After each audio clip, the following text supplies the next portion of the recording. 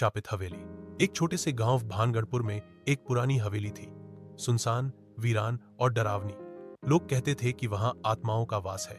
कोई भी सनसेट के बाद उधर जाने की हिम्मत नहीं करता था। गांव का एक लड़का था, आरव, जो शहर से आया था गर्मी की छुट्टियों में अपने दादा दादी के पास। उसे इन सब कहानियों पर विश्वास नहीं था। उसने तय किया कि वो रात में हवेली जाकर खुद देखेगा। रात 1 बजे आरव एक टॉर्च और कैमरा लेकर निकला। गांव के बाहर वो हवेली अंधेरे में खड़ी थी, जैसे कोई साया उसे देख रहा हो। हवेली के गेट पर लगा जंग लगा ताला किसी ने जैसे तोड़ा ही नहीं था, पर वो खुला था। जैसे ही आरव ने अंदर कदम रखा, दरवाजा खटाक से बंद हो गया। उसने टॉर्च जलाकर देखा, चारों ओर धूल, टूटे फर्नीचर और दीवारों पर अजीब पेंटिंग्स थी। एक चित्र में एक औरत थी जिसकी आंखें जैसे आरव को देख रही थी। कौन है? आरव ने चिल्लाया।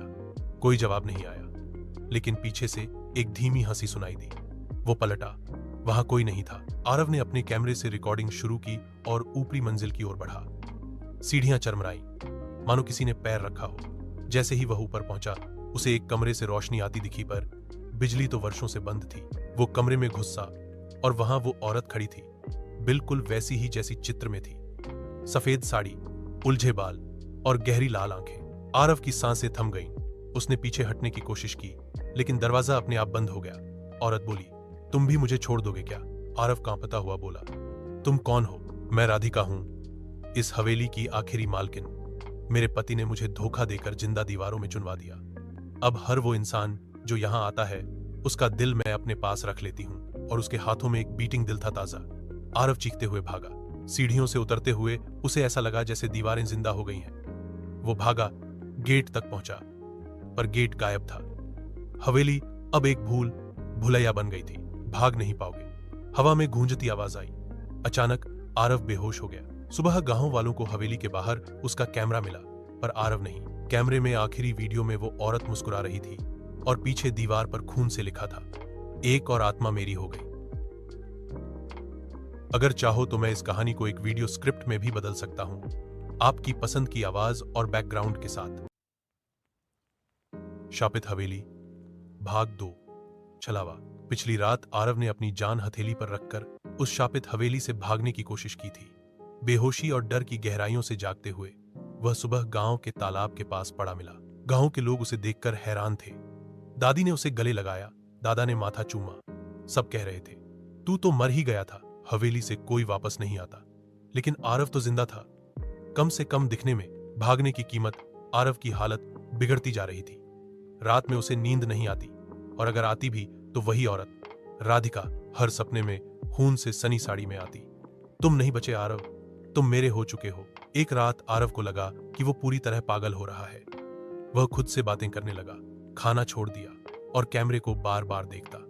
कैमरे में जो आखिरी वीडियो था, उसमें राधिका ने मुस्कुराते हुए कहा था, अब कहानी शुरू हुई है, परछाइयां और परतें। अगली रात आरव की खिड़की खुद ब खुद खुली। एक ठंडी हवा का झोंका आया और कमरे की सारी दीवारों पर अजीब निशान उभर आए, जैसे किसी ने नाखूनों से खरोंचा हो। हवेली से तुम आए हो, हवेली अब तुम्हारे अंदर है। गांव का एक पुजारी, बाबा त्रिलोचन, जो साधारण सा दिखता था मगर बहुत गूढ़ ज्ञान रखता था, आरव के घर आया। उसने आरव की आंखों में देखा और कहा, यह शरीर आरव का है, पर आत्मा? दादी फूट फूट कर रो पड़ी। बचाओ मेरे पोते को, बाबा बोले। राधिका केवल शरीर नहीं लेती, वो चेतना को तोड़ती है और फिर उसे अपनी दुनिया में फांसा लेती है। वो जो बाहर है, वो आरव नहीं है, वो उसका छलावा है। असली आरव कहाँ है? अब कहानी ने मोड़ लिया। बाबा त्रिलोचन ने एक तंत्र यंत्र निकाला और रात को आरव को हवेली के बाहर लेकर गया। सबने देखा आरव वहां खड़ा था, लेकिन हवेली की छाया उसके साथ नहीं चल रही थी। बाबा बोले, ये उसका शरीर है, पर आत्मा हवेली के अंदर कैद है। हवेली के अंदर। दूसरी ओर असली आरव एक काले कमरे में था, दीवारें जिंदा थीं और राधिका उसे बार बार यही कह रही थी, तुम बाहर हो, पर तुम्हारी आत्मा मेरे पास है। तुम्हारा भागना भी मेरी योजना थी। तुम गए ताकि मैं तुम्हारे जरिए गांव में प्रवेश कर सकूं। अब राधिका की आत्मा आरव के शरीर में समा चुकी थी और वो गांव के एक एक व्यक्ति को धीरे धीरे अपनी गिरफ्त में ले रही थी। अंत या शुरुआत? बाबा त्रिलोचन ने पूरी हवेली को घेर कर यज्ञ करना शुरू किया। हवेली चीखने लगी, जैसे किसी ने उस पर वार किया हो। भीतर असली आरव की आत्मा ने राधिका से सवाल किया, तू मुझे क्यों? राधिका ने जवाब दिया, क्योंकि तुम मानते नहीं, देखते नहीं और सवाल करते हो। मेरी कहानी को लोग भूल गए, पर अब मैं सबको दिखाऊंगी कि मैं कौन हूं। उसने आरव की आंखों में झांका और कहा, तुम मुझे जिंदा करोगे, तुम्हारा शरीर, मेरी आत्मा, और फिर मैं अमर। लेकिन बाबा त्रिलोचन ने उस शरीर में मंत्र डाल दिया। आरव कांपने लगा और अचानक शरीर से राधिका की आत्मा निकलकर चीखने लगी, नहीं, मैं अभी अधूरी हूं। हवेली जलने लगी, सब कुछ टूट रहा था, हवेली की दीवारें गिर रही थीं। अंदर से आरव की आत्मा भागते हुए बाहर आई और शरीर से मिल गई। मुक्ति या फिर एक नया जाल? आरव आंखें खोलता है, सब खत्म हो चुका है, हवेली राख बन चुकी है। बाबा मुस्कुराते हैं, अब तू आजाद है, the story not and here. भाग 3, पुनर्जन्म। आरव अब शांत दिखता है, गांव में रहता है, लेकिन उसकी आंखों में कुछ बदल गया है। वह अब कम बोलता है, हर रात घर के बाहर बैठा तारों को देखता है, और उसकी हथेली पर अक्सर राख के छोटे छोटे कण दिखते हैं।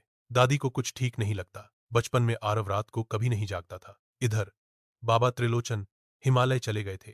उन्होंने कहा था, कुछ समय के लिए मैं लौटकर नहीं आ पाऊंगा, लेकिन ध्यान रखना, राधिका मरी नहीं है, वो ठहर गई है। गांव में अजीब घटनाएं। गांव में एक एक कर गायें गायब होने लगीं। कुओं का पानी काला पड़ने लगा। छोटे बच्चों के सपनों में एक औरत आने लगी जो कहती थी, मैं अब जन्म लेने वाली हूं। किसी ने ध्यान नहीं दिया, सिवाय एक के। आरव की दोस्त श्रुति, जो गांव में एक अध्यापिका थी, को आरव के बर्ताव में कुछ गड़बड़ लगी। एक रात जब आरव की आंखें नींद में खुली हुई थीं और वह उल्टा मंत्र बुदबुदा रहा था, श्रुति ने सब रिकॉर्ड कर लिया।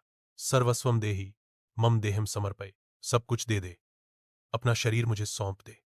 श्रुति समझ गई आरव पर फिर से राधिका का साया है। राख से पुनर्जन्म। दरअसल जब हवेली जली थी, तब राख को गांव के कुएं में फेंक दिया गया था, लेकिन वह राख सामान्य नहीं थी। राधिका ने उसी राख को माध्यम बनाकर गांव के जल, हवा, मिट्टी सब में अपना अंश घोल दिया था। अब वो किसी नवजात शरीर की तलाश में थी, और श्रुति को पता चला कि गांव की एक औरत 7 महीने की गर्भवती है, और हर रात उसे सपने में एक औरत मिलती है जो पेट पर हाथ रखती है। मेरा पुनर्जन्म यहां होगा। श्रुति डर गई।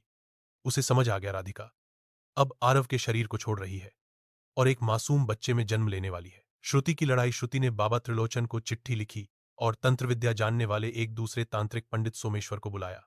पंडित सोमेश्वर बोले, राधिका अब केवल आत्मा नहीं रही, वह तंत्र युक्त चेतना बन चुकी है।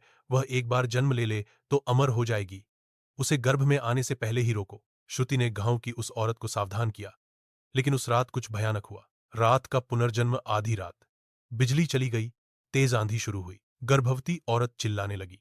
आरव, जो अब पूरी तरह राधिका के कब्जे में था, दरवाजा तोड़कर अंदर घुसा और बोला, वो आ गई है, जन्म लेने दो। पंडित सोमेश्वर ने जमीन पर यंत्र बनाया और आरव पर मंत्र फेंका। आरव जमीन पर गिरा, तड़पने लगा, और तभी उस औरत के पेट से एक काली छाया निकलने लगी, एक भ्रूण जैसी आकृति, आंखें लाल और बाल राख जैसे। श्रुति ने एक शीशे का पात्र निकाला जिसमें हवन की राख भरी थी, और उसे उस छाया पर फेंक दिया। चीख। वो चीख किसी इंसान की नहीं थी। परछाई कांपी, गूंजती आवाज में बोली, तुम मुझे फिर नहीं रोक पाओगे, मैं हर जन्म में लौटूंगी। और वह हवाओं में विलीन हो गई। अंतिम संकेत। सबने राहत की सांस ली। आरव धीरे धीरे सामान्य होने लगा। बच्चा सुरक्षित था, लेकिन कहानी वहीं खत्म नहीं हुई। अगले दिन गांव के मंदिर की दीवार पर खून से लिखा था, अभी एक और जन्म बाकी है। भाग 4, मुक्ति। गांव में अब सब शांत है। हवेली जल चुकी है। बाबा त्रिलोचन हिमालय में तपस्या कर रहे हैं, और पंडित सोमेश्वर कभी कभार गांव आकर पूजा पाठ कर जाते हैं। लेकिन एक घर में एक बच्चा, आरव, अब 6 साल का हो चुका है, बिल्कुल शांत, मासूम, प्यारा। पर उसकी मां ने कई बार देखा, आरव रात को नींद में चलता है, कभी जमीन पर राख से आकृतियां बनाता है, कभी अचानक किसी अनजान भाषा में बड़बड़ाता है। राख की परछाई। एक रात आरव की मां ने देखा, आरव खिड़की के पास बैठा है और चुपचाप हवेली की तरफ देख रहा है, जो अब एक वीरान मैदान बन चुकी है। उसने पूछा, क्या देख रहे हो बेटा? आरव बोला, नहीं, बस मुस्कुराया। उसकी आंखें चमक उठीं, और अचानक उसने कहा, मां, राधिका आंटी वापस आने वाली हैं। मां डर से कांप गई। मोनिका का आगमन। उसी समय गांव में एक नई औरत आई, मोनिका, एक पैरानॉर्मल एक्सपर्ट। उसने पंडित सोमेश्वर की पुरानी डायरी पढ़ी थी, और उसे शक था कि राधिका की आत्मा ने अब आरव के भीतर जन्म लिया है। पर वो सीधे कोई निष्कर्ष नहीं निकालती। वो आरव से मिलती है, बातें करती है। बच्चा शांत है, लेकिन जब वो मोनिका को पहली बार देखता है तो कहता है, तुम बहुत देर से आई हो, अब कुछ नहीं हो सकता। सच सामने आता है। मोनिका और पंडित सोमेश्वर मिलकर एक यंत्र बनाते हैं वास्तविक आत्मा दर्शन यंत्र, जो किसी व्यक्ति के भीतर छिपी आत्मा की सच्चाई दिखाता है। एक पूर्णिमा की रात आरव को उस यंत्र के सामने लाया जाता है। शुरू में कुछ नहीं होता, लेकिन फिर अचानक हवा रुक जाती है, दीपक बुझ जाते हैं और यंत्र में दिखाई देता है एक औरत की साड़ी, खून से सनी राधिका। हंसते हुए आरव के शरीर के भीतर मोनिका चीखती है, राधिका अभी जीवित है, इस बच्चे में नहीं, इस बच्चे के जरिए वो अब जन्म लेना चाहती है।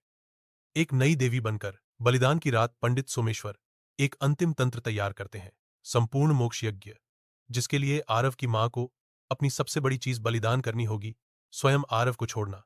आरव की मां फूट फूट कर रोती है, वो मेरा बच्चा है, लेकिन अगर वो किसी और का माध्यम बन चुका है तो मैं उसे मुक्त करूंगी।